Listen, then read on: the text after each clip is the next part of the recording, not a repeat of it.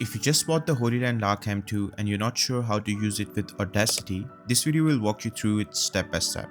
And by the end, you'll know exactly how to set it up and confirm Audacity is actually recording from the Lark M2. Hey everyone, this is Abdul. Welcome to another video. To use the Lark M2 in Audacity, you'll be using the receiver that came with it. Now take the receiver and plug it directly into your computer's USB-C port. I'm using a MacBook Air, so I can plug it directly into the USB port at the side. Once connected, you'll see the lights blinking. This means the receiver and the microphone are pairing.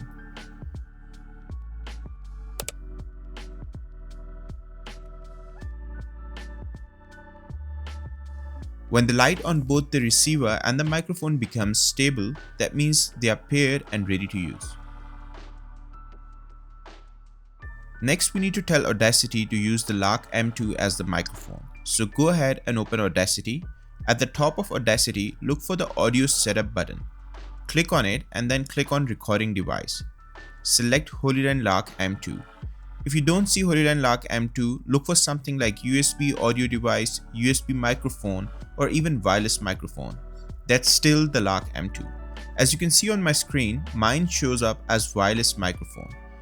If you don't see the microphone listed at all, just close Audacity completely. Make sure the program is fully quit and then open it again.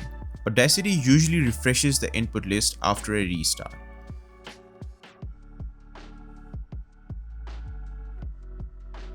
Now let's do a quick test. Click the record button in Audacity, talk normally into the microphone, tap the mic and talk, then cover the mic with your fingers and talk again. If the sound becomes muffled or changes, that confirms the Hollyland Lark M2 is the mic being used.